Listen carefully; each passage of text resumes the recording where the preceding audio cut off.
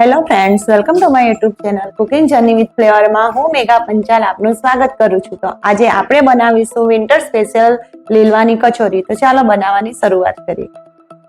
તો લીલવાની કચોરી બનાવવા માટે આપણે સૌપ્રથમ કચોરી બનાવવા માટેનો લોટ બાંધી લઈશું। એ માટે મેં અહીં એક મોટો કપ મેંદો લીધો છે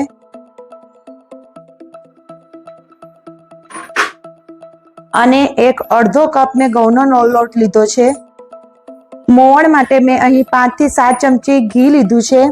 અહીં આપણે ઘીનું મોવણ એડ કરીશું જેથી કચોરી આપણી એકદમ ક્રિસ્પી અને ખાસ્તા બનશે। ત્યારબાદ મેં અહીં અડધી ચમચી અજમો લીધો છે, એને હાથ વડે મસળી અને એડ કરીશું અને સ્વાદ અનુસાર મીઠું લીધું છે। હવે બધી સામગ્રી મિક્સ કરી આપણે ભાખરી જેવો કઠણ લોટ બાંધી લઈશું। આપણે લોટ બાંધતી વખતે પાણી આપણે થોડું થોડું એડ કરતા જઈશું। આ રીતનો આપણે કઠણ ડો બનાવીને તૈયાર કરીશું। હવે આપણે 1 ચમચી તેલ એડ કરી અને લોટને આપણે સરખી રીતે કેળવી લઈશું। તો લોટ બાંધીને મેં 20 મિનિટ માટે લોટને રેસ્ટ આપ્યો છે। ત્યાં સુધી આપણે કચોરીમાં ભરવા માટેનું સ્ટફિંગ તૈયાર કરી લઈશું। એ માટે મેં અહીં 5 થી 7 નંગ લીલા મરચાં લીધા છે, એક આદુનો ટુકડો લીધો છે, લીલું લસણ લીધું છે અને લીલા ધાણા લીધા છે। હવે એને આપણે ચોપરમાં લઈને ચોપ કરી લઈશું। ત્યારબાદ મેં અહીં 250 ગ્રામ લીલી તુવેરના દાણા લીધા છે, એને પણ આપણે ચોપરમાં લઈને ચોપ કરી લઈશું। આપણે આને મિક્સરમાં ગ્રાઇન્ડ કરતા નથી કારણ કે આપણે આને અધકચરા રાખવાના છે, એટલે ચોપરમાં કરીશું તો સારી રીતે થઈ જશે। આ રીતે આપણે ચોપરમાં ફાઇન પેસ્ટ કરી લઈશું। મેં અહીં લીલો મસાલો રેડી કરી લીધો છે અને દાણા કરી લીધા છે। હવે આપણે આનો વઘાર કરીશું। એ માટે મેં અહીં 5 થી 6 ચમચી તેલ લીધું છે। તેલને આપણે ગરમ થવા દઈશું। તેલ ગરમ થઈ ગયું છે, ત્યારબાદ આપણે 1 ચમચી તલ ઉમેરીશું। હવે આપણે જે લીલો મસાલો બનાવ્યો હતો એ એડ કરીશું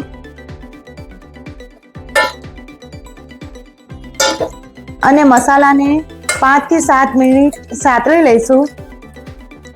મસાલાને સાતળતા 5 થી 7 મિનિટ થઈ ગઈ છે। ત્યારબાદ આપણે એમાં અડધી ચમચી હળદર એડ કરીશું। હળદર એડ કર્યા પછી પણ આપણે 2 મિનિટ માટે મસાલાને સાતળી લઈશું। આપણે મસાલાને સાતળવાની જરૂરી છે કારણ કે મેં અહીં લીલા લસણનો ઉપયોગ કર્યો છે, એટલે લીલા લસણની જે કચાશ હોય છે એ નીકળી જાય છે। અહીં સૂકું લસણ પણ આપણે ઉપયોગ કરી શકીએ છીએ, પણ લીલું લસણ હજુ સિઝનમાં છે એટલે મેં અહીં લીલા લસણનો ઉપયોગ કર્યો છે। હવે મસાલો સતળાઈ ગયો છે, ત્યારબાદ આપણે અહીં લીલી તુવેરના દાણા એડ કરીશું જે આપણે ચોપરમાં ચોપ કરી લીધા છે અને મિક્સ કરી લઈશું। અહીં મેં લીલા મરચાંનો જ ઉપયોગ કર્યો છે, લાલ મરચાંનો ઉપયોગ કર્યો નથી। હવે આ મસાલામાં આપણે સ્વાદ અનુસાર મીઠું એડ કરીશું। હવે આપણે આ મસાલામાં થોડું પાણી એડ કરીશું, નાની વાટકી જેટલું, અને ઢાંકણ ઢાંકીને આપણે 5 થી 7 મિનિટ માટે લો ફ્લેમ ઉપર ચડવા દઈશું। 5 થી 7 મિનિટ થઈ ગઈ છે, દાણા ચડી ગયા છે। ત્યારબાદ આપણે એમાં 2 ચમચી શેકેલું બેસન લીધું છે એ એડ કરીશું। 3 થી 4 ચમચી શેકેલા સિંગદાણાનો ભૂકો લીધો છે એ એડ કરીશું અને મિક્સ કરી લઈશું। મેં અહીં બેસન એડ કર્યું છે શેકેલું, એનાથી જે આ કચોરીનો મસાલો છે એને બાઇન્ડિંગ સારું મળી રહેશે અને આખી આ પ્રોસેસ આપણે મીડિયમ ગેસ ઉપર કરીશું, નહીં તો નીચે ચોંટી જવાનો ડર રહે છે। ત્યારબાદ આપણે ખાંડ એડ કરીશું। 1 ચમચી ખાંડ લીધી છે, 2 ચમચી કોપરાનું છીણ લીધું છે, 2 ચમચી સૂકી દ્રાક્ષ લીધી છે અને 2 ચમચી કાજુના ટુકડા લીધા છે। હવે આપણે એને મિક્સ કરી લઈશું। આપણે અહીં 1 ચમચી લીંબુનો રસ એડ કરીશું। અને મિક્સ કરી લઈશું. તો કચોરી માટેનો મસાલો બનીને તૈયાર છે. આપણે ગેસની ફ્લેમ બંધ કરી દઈશું. હવે આ મસાલાને આપણે ઠંડો થવા દઈશું. મસાલો ઠંડો થાય છે ત્યાં સુધી આપણે કચોરી માટેની પૂરી તૈયાર કરી લઈશું. લોટને રેસ્ટ આપતા 20 મિનિટ થઈ છે. હવે આપણે ભાખરી બનાવીએ એ રીતનો આટલો મોટો લોયો લઈશું અને મોટી ભાખરી બનાવી લઈશું.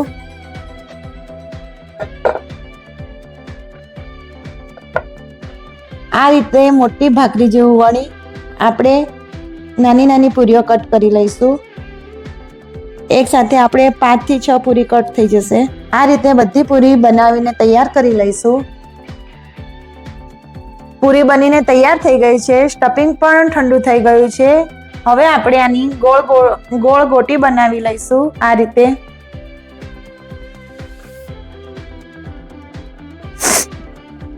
રીતે બધા જ બોલ બનાવીને તૈયાર કરી લઈશું. બોલ બનાવીને તૈયાર કરી લીધા છે. હવે આપણે પૂરી લઈશું. એની કિનારી ઉપર આપણે પાણી લગાવીશું.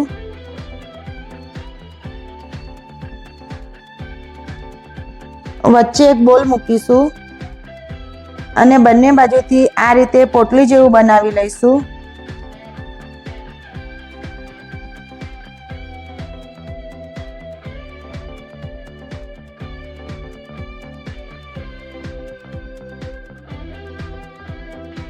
વચ્ચેથી દબાવી દઈશું અને આ રીતની કચોરી આપણે તૈયાર કરીશું.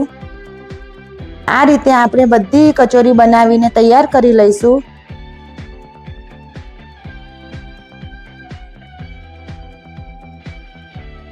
કચોરી બનાવીને તૈયાર કરી લીધી છે. તેલ પણ ગરમ થઈ ગયું છે. હવે આપણે આને તેલમાં તળી લઈશું.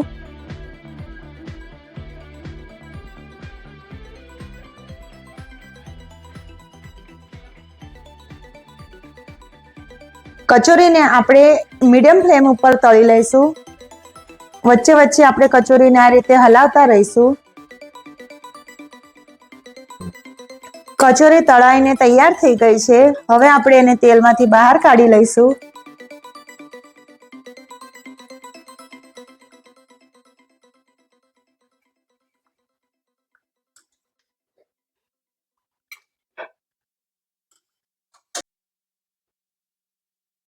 તો લીલવાની કચોરી બનીને તૈયાર છે. તો ફરીથી મળીશું આવી અવનવી રેસીપી સાથે અને એક નવા જ વિડીયોમાં. Bye bye.